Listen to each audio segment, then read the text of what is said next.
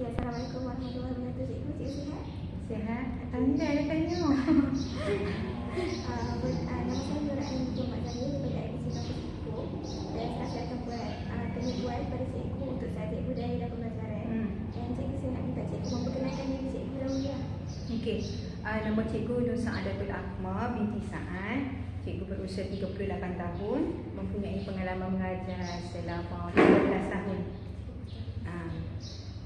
Cikgu sekolah Kualiti Tingkatan 60 ini adalah sekolah kedua saya lah. Sebelum ni saya mengajar di Sekolah Menengah Kebahasaan Tunku Putra di Langkawi. Jadi cikgu mengajar subjek? Cikgu mengajar subjek pengajian am.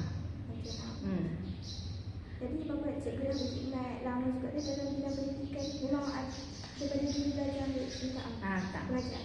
Cikgu cikgu melanjutkan pelajaran di peringkat degree komunikasi USM. Kemudian cikgu sambung di PLI di UC, major pengajian am. Dan cikgu posting mengajar pengajian am. Cikgu pernah berkhidmat di Sabah Sarawak tak? Tak pernah. Jadi kat sekolah ni, seperti mana kita tahu, cikgu ada berinteraksi dengan pelajar yang latar belakang sosial budaya yang berbeza. Ada. Cikgu dapat pindah ke sekolah ni tahun 2016 dan pada tahun 2016 saya mendapat pengalaman pertama lah dapat peluang mengajar pelajar-pelajar aliran sains. Majoriti pelajar aliran sains terdiri daripada pelajar Melayu, Cina dan juga India. Itulah pengalaman pertama saya berinteraksi dengan pelajar yang pelbagai kaum pada tahun 2016 tu lah sampai ke hari ini. Ada aktiviti lain tak yang berada dekat sekolah ni kita terlibat perkara Indonesia? Setakat ni di sekolah ni selain daripada Cina, India, pelajar berketurunan Siam. Itu sahajalah yang bersekolah kat sini setakat yang cikgu tahu lah. Jadi pada pendapat cikgu, apa yang cikgu faham tentang kepelbagaian sosial budaya untuk pandangan cikgu sendiri? Pada pendapat pribadi saya rasa kepelbagaian sosial budaya ni merangkumi kepelbagaian dari segi kaum, dari segi bahasa mereka, dari segi adat resam, dari segi gaya hidup mereka dan juga kehidupan mereka lah. Dari maksudnya bagaimana kehidupan masyarakat India, masyarakat Cina dan sebagainya. Macam itulah. Saya faham macam tu lah. Jadi sepanjang cikgu bekerja sebagai guru, boleh cikgu ceritakan sikit pengalaman cikgu yang sama cikgu mengajar berinteraksi dalam sehari-hari dengan murid-murid yang mempunyai kepelbagaian sosial budaya. Pengalaman saya dalam berinteraksi serta berkomunikasi dengan pelajar yang selain daripada pelajar Melayu sangat menariklah sebenarnya. Hal ini kerana macam kita orang Melayu ni, kita ada kepercayaan kepada Allah yang satu. Namun mereka ada pegangan agama masing-masing dan pegangan kepercayaan masing-masing. Macam cikgu pernah ada pengalaman, salah satu topik yang dibincangkan dalam subjek pengajian am adalah berkaitan dengan keagamaan dan tajuk yang dibincangkan adalah berkaitan dengan LGBT. Bagi agama kita, mengharam dan menolak sekeras-kerasnya berkaitan dengan LGBT. Namun kalau cikgu bersembang, berbual dengan pelajar yang selain, maksudnya pelajar yang beragama lain daripada Islam, mereka mempunyai pandangan bahawa mereka terbuka tentang LGBT. Bagi dia, okey cikgu, tak ada masalah. Itu kan semua hak masing-masing. Jadi sebagai guru, saya tak boleh nak lawanlah pendapat dia walaupun hakikatnya Islam tak benar kan. Tapi cikgu kita mendengar dengan terbuka lah, tapi kita tak respon apa dia kata. Maksudnya pelajar yang dari keturunan lain, mereka juga mempunyai pandangan mereka masing-masing tentang apa yang mereka fikirlah, terutama ke dalam kalangan remaja. Dia ada prinsip hidup dia lain-lain. Tuan-tuan yang cikgu share lah yang antara ni. Kalau dari sudut perayaan pula, pelajar Cina ni selalunya akan bawa buah limau lah pada cikgu kan. Pelajar India pun akan bawa lah makanan-makanan dia untuk dia share. Sebenarnya yang ibu dan keluarga dia buat, dia datang. Itu antara pengalaman yang cikgu boleh share lah, yang cikgu dapat daripada mereka. Termasuk juga berkaitan dengan bagaimana agama mereka melaksanakan pengurusan kematian. Jadi kita kan tahu dia cerita untuk agama Cina macam ni, agama Buddha macam ni, agama Hindu macam ni. Jadi selain daripada cikgu berkenalan dan bersembang dengan mereka, cikgu juga dapat meningkatkan pengetahuan saya tentang agama mereka juga secara tak langsung. Macam tu. Okey. Jadi dia start tu nampak murid cikgu sangat terbuka lah. Walaupun murid yang latar belakang yang berbeza, agama saya mereka bersikap terbuka dengan cikgu. Dia pun macam tak risau kalau kita tanya cikgu, cikgu sejak cikgu datang ke sini sebenarnya cikgu rasa macam teruja tau dapat ajak belajar yang selain daripada Melayu. So saya akan tanya macam mana kehidupan mereka di rumah, macam mana apa yang aktiviti yang mereka lakukan sebelum sambutan Tahun Baru Cina. Kita dah baca, kita akan betul ke sebelum sambut Tahun Baru Cina tak boleh menyapu? Betul cikgu. So kita betul lah apa yang kita baca dengan hidup mereka kan, macam tu lah. Jadi daripada segi dalam bilik darjah pula, macam mana cikgu melaksanakan PDP dalam bilik darjah yang mempunyai kepelbagaian sisi budaya? Saya rasa setiap murid di latar belakang lain tak mudah nak ajar murid Melayu semua pun dia ada cara pengajaran dia. Kalau murid Cina India macam kita boleh beza-bezakan macam tu, sebab dia orang mungkin kalau Cina India mungkin dia orang dah biasa duduk dekat sekolah yang ada satu kaum mereka saja, tapi bila masuk sekolah ni tak ada kelas perkelasan mengikut kaum dalam satu kelas tu, semua dicampur. Jadi apa pendapat cikgu? Okey. Bila cikgu masuk dalam kelas, perkara pertama yang saya fikirkan adalah pelajar-pelajar ni dia tak boleh duduk India saja, Cina saja, Melayu saja. Jadi apa yang cikgu buat, antara salah satu kaedah yang saya buat adalah masukkan mereka dalam kumpulan yang terdiri daripada pelbagai kaum. Itu yang cikgu akan buat. So, cikgu faham macam ni. Sebenarnya pelajar ni dia bukan tak seronok nak berkawan dengan pelajar yang berlainan bangsa, tapi dia tak tahu cara dan dia tak tahu nak peluang macam mana untuk dia nak berinteraksi dengan kawan dia. Yang kedua yang cikgu buat adalah cikgu pastikan setiap kumpulan tu selain daripada pelbagai kaum mempunyai personaliti yang berbeza. Maksudnya dalam kumpulan tu kalau 4 orang ada pelajar yang cakap banyak, ada pelajar yang pemalu. Jadi cikgu letak. So cikgu nak apabila kita bagi kerja kumpulan, macam kita buat gallery walk ke, kita bagi aktiviti dalam kumpulan tu, make sure semua orang tu boleh berinteraksi. Maksudnya pelajar tu introvert ke, extrovert ke, dia mampu nak bagi pandangan pada kawan dia dan dia aktif dalam kumpulannya. Itu satu. Yang kedua, salah satu topik esei pengajaran am adalah perpaduan dan integrasi. Antara pengalaman cikgu yang cikgu pernah buat adalah cikgu melaksanakan pembelajaran menggunakan main peranan. Tahu tak main peranan kan? Maksudnya pelajar tu berlakon. Okey. Jadi cikgu bagi topik-topik bergantung kepada fokus soalan esei. Misalnya, apakah punca-punca yang menyebabkan terjejasnya perpaduan dan integriti? Apakah langkah-langkah yang boleh dilaksanakan untuk meningkatkan perpaduan dan integriti? Dan apa kesan sekiranya perpaduan dan integriti dilaksanakan, maksudnya untuk perpaduan dan integriti itu. So antara cikgu buat adalah cikgu main peranan. Maksud pembelajaran secara main peranan, iaitu satu kumpulan ni akan melakonkan tentang isu-isu masyarakat India. Walaupun dia Melayu, walaupun dia Cina, dalam satu grup tu mereka akan melakonkan aktiviti yang ataupun perayaan yang disambut oleh kaum India misalnya. Kumpulan tu pun macam tu, ataupun mengikut kreativiti pelajar, asalkan mereka buat maksud cikgu buat sikit research lah. Maksudnya apa yang mereka, elemen-elemen apa yang boleh dikongsi dalam perayaan agama Hindu contohnya kan, Deepavali kan, macam tu. Jadi macam tu jugalah pelajar yang beragama Hindu pun mereka akan explore maklumat dalam YouTube, maklumat dalam artikel-artikel berkaitan dengan perayaan disambut oleh orang Islam. Macam itulah cikgu buat. Maksudnya pelajar tu akan main nanti. Ada satu yang paling cikgu ingat, dia buat pengalaman dia tu, dia sebagai wartawan. Dia wartawan mengendalikan maksudnya satu isu perayaan tu. Jadi dia akan interview lah masyarakat India, masyarakat Melayu tentang pendapat mereka tentang sambutan perayaan bagi kaum lain. Macam itulah yang cikgu buat. Cikgu boleh share antara yang cikgu ingat lah. Jadi murid memang memberi kerjasama yang baik baik lah. Bagi kalau cikgu kata bawa makanan, bawa. Cikgu kata pakai ni, pakai.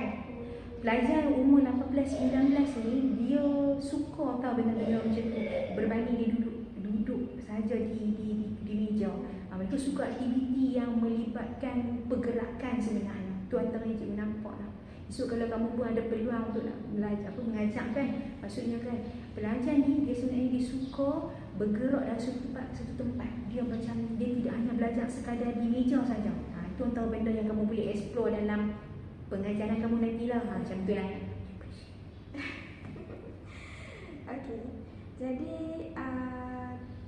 bagaimana guru mengatasi kekalangan daripada aspek bahasa, bangsa, struktur masyarakat, sosial, kata daripada gaya hidup, adat besar, jantina dan kepercayaan. Seperti mana cikgu tahu, setiap murid ini mempunyai latar belakang sosial semua yang berbeza. Jadi bagaimana cikgu mengatasi kekalangan tersebut? Okay. Dari sudut bahasa, sebenarnya sebelum cikgu masuk kelas ataupun di minggu-minggu pertama, cikgu dah letak syarat sebenarnya. Dalam kelas pengajian kamu perlu bercakap bahasa Melayu. Kenapa? Kalau kamu cakap bahasa Tamil atau bahasa Cina, kawan-kawan dan sendiri saya tak faham. Jadi itu syarat yang saya letak. Jadi kalau dia bercakap dalam bahasa Tamil, ingat tak cikgu cakap nanti ni kita nak cakap bahasa Melayu. Ini kelas pengajian jadi kita cakap bahasa Melayu dah. Okey, itu yang saya letak. Jadi mereka dah boleh terima. Dan yang kedua, apa yang cikgu buat adalah menzahirkan rasa kasih dan sayang tu. Why? Sebab cikgu rasa apa jua pegangan agama kita mesti sentiasa mendoakan orang lain kan. Begitu juga dengan pelajar cikgu. Cikgu semalam selepas habis ASM pengajian, cikgu terima satu mesej pelajar India. Dia kata, cikgu doakan kami supaya kami berjaya mendapat keputusan yang cemerlang. Jadi saya kata, saya puji kamu hari ini sebab kamu ni tak lupa untuk nak doakan kawan-kawan. Dia kata macam ni, cikgu, saya juga akan mendoakan kawan-kawan saya walaupun kami berlainan agama. So menarik perhatian cikgu dah, maksudnya itu yang kita nak zahir, rasa kasih sayang walaupun kita berlainan bangsa, berlainan agama, tapi kasih kepada orang lain dia merentasi segala-galanya. So dia rasa macam bila dia rasa sayang kat kawan dia rasa macam rasa tanggungjawab pada kawan dia dan ambil tahu. Contohnya dalam kelas cikgu pada tahun ni 2 pelajar cikgu, seorang ibu dia meninggal dan seorang lagi bapa dia meninggal minggu lepas. Jadi cikgu lihat walaupun selain daripada kawan-kawan daripada orang Melayu yang ambil berat tentang 2 pelajar cikgu yang diberi ujian tu, pelajar cikgu yang lain pun ambil tahu juga, maksudnya mereka tahu, mereka menzahirkan rasa simpati, ambil berat. Macam cikgu kata, nanti kita tolonglah Aisyah sama dengan Alia kalau apa-apa yang mereka perlu bantuan, kita tolong. So macam mereka bersetujulah dengan apa yang cikgu cadangkan, supaya cikgu punya prinsip cikgu bukan hanya nak mementingkan awak berjaya dalam pelajaran saja, tapi ada elemen-elemen lain yang you dapat dari sekolah untuk you bawa dalam hidup. Apa contohnya? Ialah menghormati orang lain, menzahirkan rasa kasih dan sayang. Kita kena tunjuk, even kita ni berlainan bangsa. Apa maksudnya? Cikgu peluk anak murid cikgu walaupun mereka tu orang India, orang Cina pun cikgu peluk juga. Sebab cikgu nak kata, cikgu akan cakap cikgu sayang even berlainan pun tak apa. Yang penting kita kena maksudnya perasaan kasih sayang kita kena show off. Kita kena tunjuk, biar dia rasa bahawa dia datang sekolah, dia bukan hanya nak bersaing daripada akademik, tapi dia akan rasa macam inilah tempat, mungkin satu permulaan untuk dia untuk bina kehidupan yang lebih, orang kata apa, baik lah. Faham tak maksud dia? Macam you sayang I sayang you kan, you akan rasa passionate tak datang sekolah sebenarnya. Sebab you tahu, aku datang sekolah sebab aku ada kawan yang macam best kan? Tiap kan?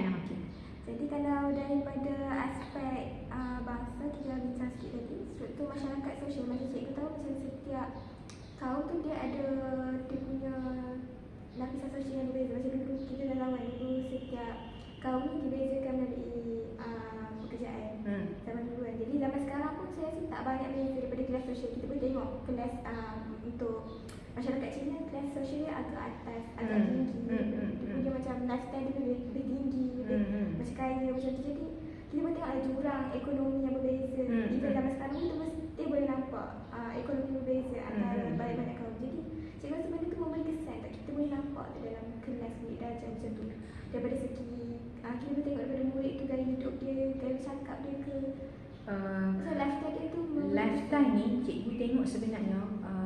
daripada macam kita tahu kata budak ni macam senang, budak ni macam biasa-biasa, dia tak apa sangat tu kan.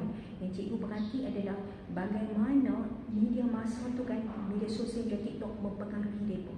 Misalnya dari segi kecantikan diri, padahal wih dah cantik dah dia so, aduh cikgu saya tak yakin lah macam tu. Sebenarnya itu sahaja yang kekangan daripada mereka. Mereka lihat bahawa dunia TikTok ni, dunia media sosial ni indah-indah belaka. Hang kena kuih hang cantik, hang putih hang cantik, betul tak? So benda tu saja yang mengganggu mereka. Pengalaman cikgu cikgu dari segi maksudnya dari segi kedudukan kewangan ibu bapa ibu tu tak ada sangat. Cikgu tak nampak benda tu. Cikgu tak nampak rasa macam kalau budak-budak ni kalau kaya ke dia nak kawan dengan orang yang ada. Mereka okey dari segi tu. Cuma hanya kekangan dari segi diri dia saja, bergantung dengan apa yang dia tonton dalam media sosial. Sangat berpengaruh dia. Orang kata apa, macam apa, contoh sini, macam nak pakai eyeliner ke, nak pakai makeup, mesti dia ada guru makeup dia dalam TikTok, tidak? Macam tu lah, itu je lah cikgu nampak yang nak membezakan depa-depa ni lah. Itu je lah yang cikgu rasa antara yang tu je. Okay. Aku cakap ni. Jadi pada pendapat cikgu, kenapa pentingnya bagi seorang guru tu ada kesedaran tentang kepelbagaian sisi budaya itu? Kenapa pentingnya cikgu tu untuk macam mempunyai kesedaran dan diri tu tentang kepelbagaian satu budaya, untuk hormat murid yang mempunyai kepelbagaian, kepercayaan, ada resam dan sebagainya. Kenapa pentingnya untuk seorang cikgu? Penting dia sebab tidak macam ni, dia based on pada latar belakang seorang guru juga. Tidak semua guru boleh terbuka dengan kepelbagaian itu. Misalnya sebab contohnya kalau kata mereka nak buat satu inilah pameran tanglung, tak semua cikgu faham. Kita tak boleh, Islam tak membenarkan kita untuk nak pergi menyertai benda yang mengikut kepercayaan adat mereka. Tapi kalau kita sekadar nak tengok tu, kita boleh. Maksudnya tengok, bukan kita pergi sambut kan. Macam tu yang cikgu faham. Tak semua orang boleh terima benda tu. Maksudnya ada buku dia pegang, mungkin kita panggil, mungkin mereka tu alim lah. Macam saya fikir macam ni. Benda tu pertama, kita boleh menyeratkan hubungan dengan pelajar kita. Yang kedua, dengan kita memahami sebenarnya kan, kita akan rasa sebenarnya meninggikan rasa hormat pada diri kita. Sebab kita kata, oh kalau pelajar ni kita tahu kata dia tak boleh makan daging dalam agama Hindu kan. So kita tahu, oh kalau kita ni, kita macam cikgu nak beri makan ataupun cikgu nak buat jamuan kan, cikgu akan make sure lah siapa kat sini yang veggie, yang kita kena confirm yang tu. Itu penting kita kena tahu. Yang kedua, kita tahu dah kata dalam kelas ni ada agama Hindu, agama Buddha, mungkin dia tak boleh nak makan daging, terutama agama Hindu kan. So kita jangan sedialah makanan tu. Itu dari sudut tu. Yang seterusnya adalah dari segi orang kata apa, cara fikir kita lah. Penting semua tu, ni perlu memahami, bukan kita faham lifestyle, cuma kita tahu, oh kalau orang India ni dari segi latar belakang, kalau kita tengok pelajar cikgu ni jadi tekun, sebab kita tahu keluarga ni mementingkan akademik. So kita boleh lah tak, jadi budak ni kita boleh mendorong dia untuk dia melaksanakan tugasan, melaksanakan latihan, untuk push dia untuk dia boleh cemerlang dalam akademik. Ada ibu bapa, especially orang Melayu, tak semua ibu bapa punya kesedaran tentang akademik. So cabaran pada guru juga. Jadi kita tak kata, kita kena cari cara lah. Maksudnya kita nak tackle budak tu bahawa dia sendiri perlu ada kesedaran untuk nak meningkatkan akademik dia. Macam tu lah yang cikgu boleh share. Kalau cikgu tanya saya, memang sangat penting sebagai seorang guru memahami kepelbagaian sosial budaya pelajar-pelajar. Dan apa pendapat cikgu tentang kepelbagaian sosial budaya di sekolah yang kita gabungkan setiap murid yang berbagai etnik, kaum, bangsa, bahasa ni?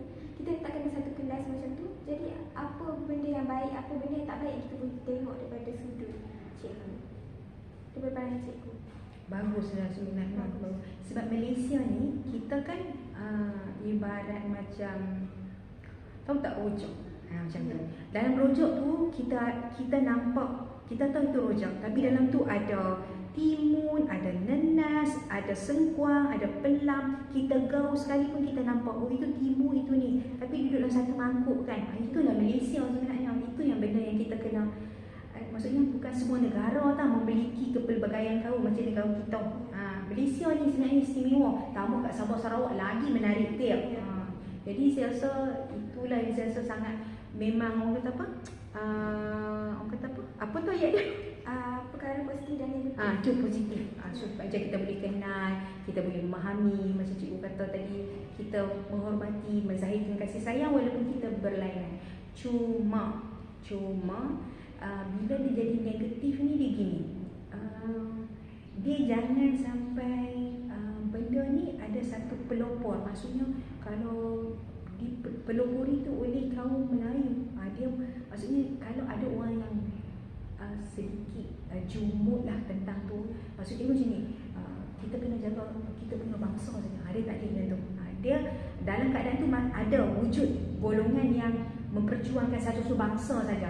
Memang ada, tapi bagi cikgu tak perlulah kita kena macam kita terbuka, tapi bukanlah terbuka sampai kita ni mengorbankan kita punya diri, agama kita tidak. Jangan macam tu. Tapi kita terbuka, besar hati, terima orang pelajar kita, agama dia gini, agama dia gini. Yang menarik dia kan, kalau kat sekolah ni dia buat sambutan hari raya pun kan, pelajar digalakkan untuk pakai pakaian mereka, maksudnya agama mereka masing-masing. So kan masa cikgu dapat peluang, macam ni pakaian orang Siam, macam ni sari, macam menarik lah. Walaupun kita tak pernah kan, cantiknya. So budak ni kan dia akan berminat, dia akan cerita pakaian mereka lah, contohnya pelajar India. So benda tu meningkatkan juga lah kita punya pengetahuan tentang pakaian bangsa yang lain. Macam tu. Jadi kalau saya tahu dekat sekolah dekat Tanam memang ada sambutan perayaan banyak aku, sebab kami dekat macam dekat IPG. Macam ada pesta Tamlung, air Cina, Teh Pusat, semua tu memang kami sambut secara besar-besaran. Kaum tu saja. Dekat sini pun macam tu.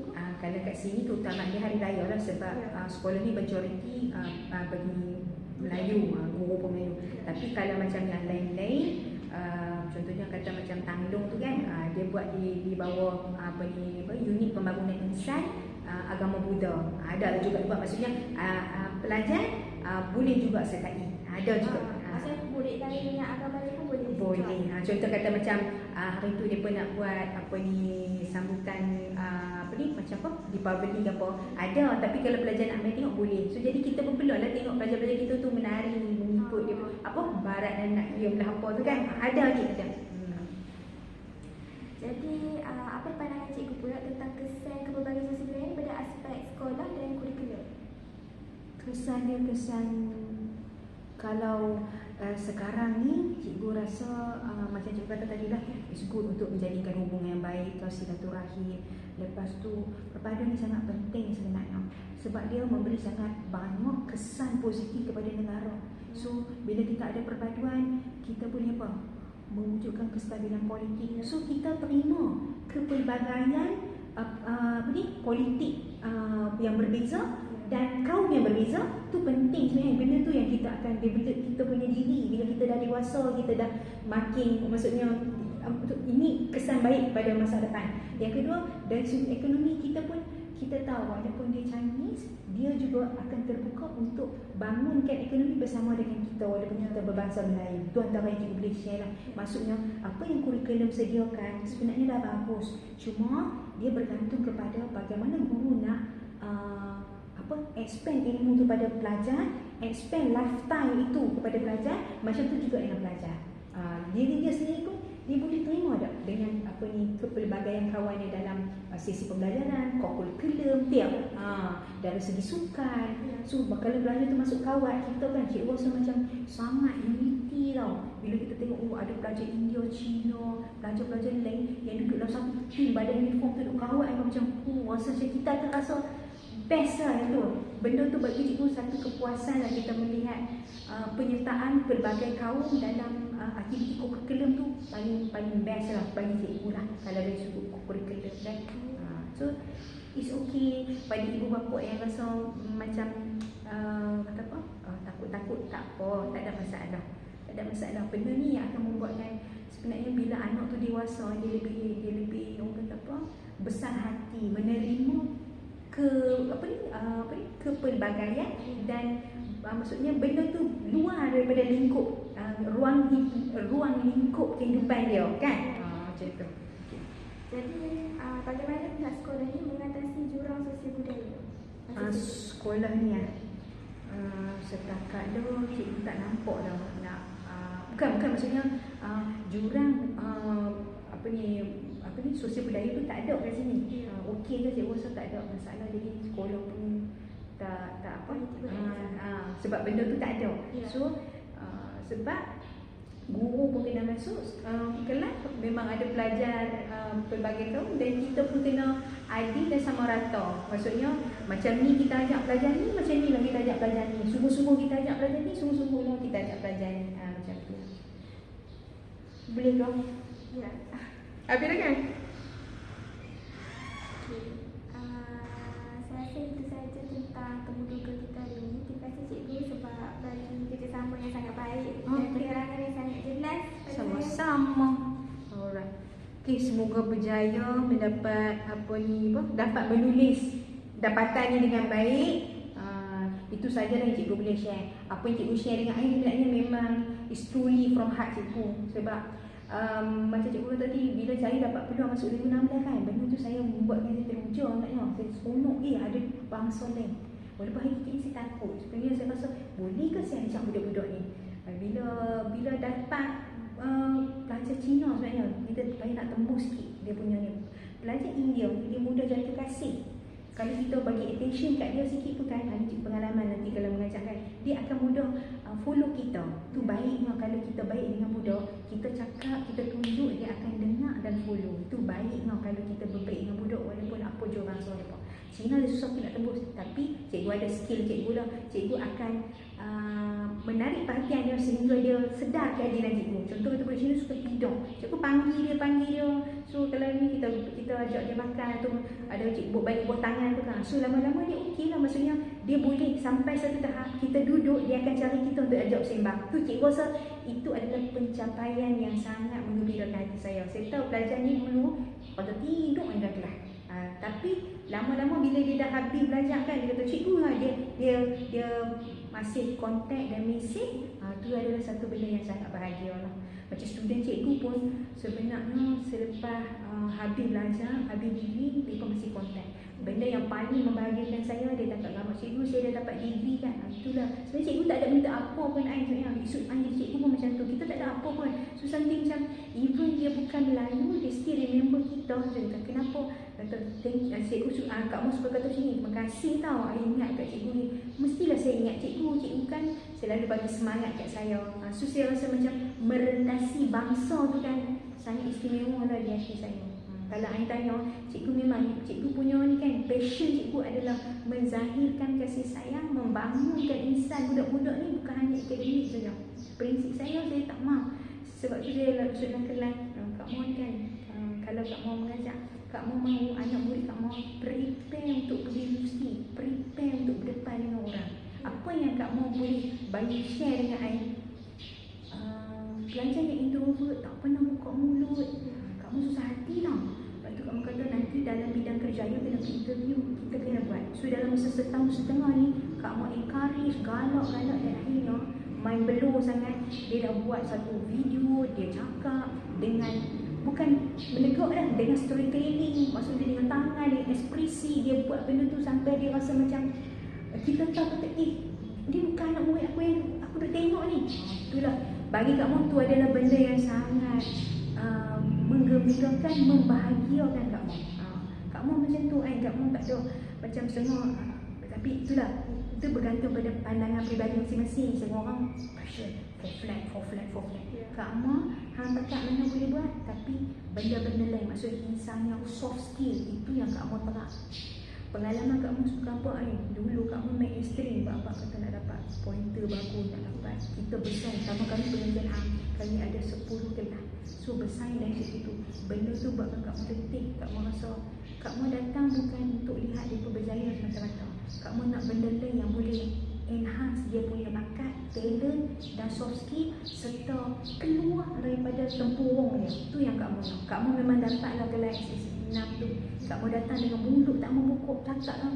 Bila 2 minggu lepas lah main blow Kak Mu memang teriak depan dengan cikgu, rasa nak bangga. Hari ni cikgu tengok anak-anak cikgu yang malu, yang apa ni suka ke belakang, tak mau pergi ke depan. Hampa bila hampa buat video dalam keadaan yang sangat interaktif, Kak Mu boleh share nanti video tu dengan apa ni, biar Kak Mu nak tunjuk dekat anda. Itulah kita sebagai cikgu. Kita jangan bukan sekadar nak kejar gaji kita, bukan sekadar kita nak kejar budak tu nak dapat A, B, C gitu. Benda itulah yang sebenarnya jadi apa? Jadi panduan makanan dia nanti. Dia tahu, aku pernah belajar benda ni dengan cikgu aku pernah cikgu pernah tunjuk benda ni. So bila dia masuk universiti, dia tahu dah apa dia nak buat. Itu yang penting kamu punya prinsip kamu. Sebab kamu nak pembelajaran sepanjang hayat sampai. Itu prinsip kamu. Biasa sharing je tau, supaya hampa esok satu nanti bergambar dengan cikgu, hampa jangan rasa kadang-kadang cikgu kamu nak satu ni habis rekod aku. Tak apa biar sekali. Dunia perguruan bukan sebintang yang kita sangka sebenarnya. You akan tertekan, you akan kadang-kadang kita rasa tak boleh nak tak boleh nak keluar daripada apa yang kita nak sebenarnya. Maksudnya sini hidup dalam dunia perguruan dengan kawan-kawan sekerja ni boleh membuatkan kita stres sebenarnya. Tetapi benda yang akan buatkan kita kuat adalah belajar kita. Itu yang Kak Mu rasa. Kak Mu datang ke sekolah 30 minit dari rumah, yang Kak Mu nampak adalah mata-mata anak muda Kak Mu. Kak Mu rasa excited nak datang jumpa mereka. Itu yang buatkan Kak Mu rasa macam happy nak di sekolah. Kak Mu cakap tu. Sebab kerja guru ni bukan saja guru, dia ada banyak kerjaan lain yang kita nak kekangan, dan sampai satu tahap kita tak sempat tau sebenarnya nak sediakan bibit yang nak mengajar budak. Ya, apa akan alami benda tu nanti. Tapi ingat, ada orang yang tunggu kita di sekolah. Siapa nak murid kita? Walaupun hakikatnya kan dia suka sebab apa? Dia suka sebab pipi kita. Betul? Budak kan kata, alah cikgu ni comel lah. Dia datang sebab tu saja. Apa? It's okay. Kadang-kadang dia datang sebab apa? Sebab dia seronok tengok cikgu ni pakai baju cotton je. Ada budak-budak ni pun bukan sebab pengajaran kita je tau. Dia tak hampa tengok nanti. Bila hampa mengajar nanti hampa akan tengok keterhujaan mereka, keseronokan mereka, main sebab kita tahu budak di sekolah sebab ada kita di sekolah kan. Itu dah pencapaian yang paling kita seronok lagi kita, dan benda tu dah memori-memori kecil itulah yang akan terpahat hati kita sebenarnya sepanjang kita jadi guru ni. Itu je, tak ada apa pun. Kalau dia dapat risau, dia mesti habis. Tapi itu dia pembelajaran sepanjang hayat tu, benda yang dia, elemen-elemen yang dia belajar, yang dia dapat dari kita, luar daripada buku tu. Itu yang paling istimewa sebenarnya. Wah, semangat tu tak apa. Okey, dah, jom. Yang cikgu sama yang saya menarik. Cikgu nak aku semangat. Memang tahun pertama kan 5 tahun pun seronok. Lama-lama dah 10, dah 15 kita akan hilang motivasi sebenarnya. Tapi tak apa. Cikgu pun memang sebenarnya kan cikgu akan main. Kak Mu lah, Kak Mu macam memang terjujur sebab nak jumpa anak murid